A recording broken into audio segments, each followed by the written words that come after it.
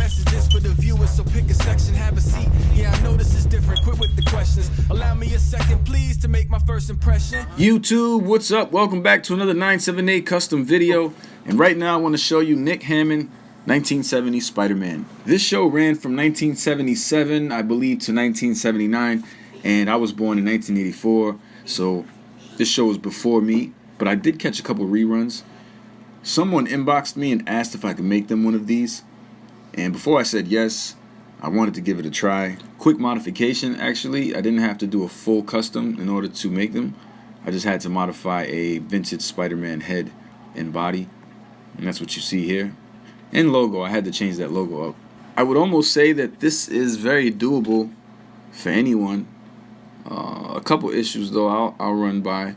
One, you see the logo isn't there. I made a mistake by removing the logo and thinking I was going to have to paint a new one. Then coming to find out the logo was actually the same as the vintage logo, so I made that mistake. And just matching that red is going to be a little hard. It's not a solid red. It's like a pink, like a strawberry look. It's the best way I can describe it.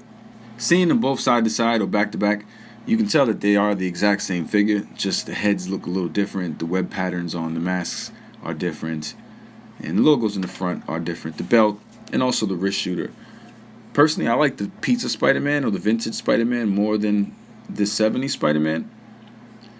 I don't know. I like it, but I just feel like there's something about it that still looks like pizza Spider-Man to me. I think maybe if I would have toned down the webs and just softened them out so you wouldn't see him so black, then it would look more like a costume.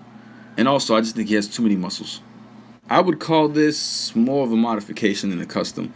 Although it fits the definition of custom, I just feel like it's more of a mod. Seeing I didn't have to do much to the body other than add the waist, the sculpt on the waist and the wrist, and just change up the head a little bit. Although this spider doesn't resonate with me anywhere, I know that it clicks with a lot of people, especially people from an older generation who grew up watching the 70s Spider-Man show. I think it was called The Amazing Spider-Man, and it was cool for the first time. In fact, I think it was one of the first Marvel characters to have his own show. So, bam. In fact, now that MCU is doing the 10-year anniversary, they should throw Nick Hammond Spider-Man in somewhere, considering he was the first on screen, on the silver screen. I don't know if you call TV silver screen. Even though it was black and white, would that be considered silver screen? I don't know. What makes this Spider-Man different from the classic Spider-Man that we know is the eyes. They have a reflective sheen to them. They look more like sunglasses rather than the white dotted eyes Spider-Man is known to have now. We can take a look at some reference pictures so you can kind of see the look I was going for. Before the fascia was invented, you can still see the imprint of his nose and mouth underneath that fabric mask. But you see that the webs are very subtle. His logo's different, and his wrist shooters look like old TV controls.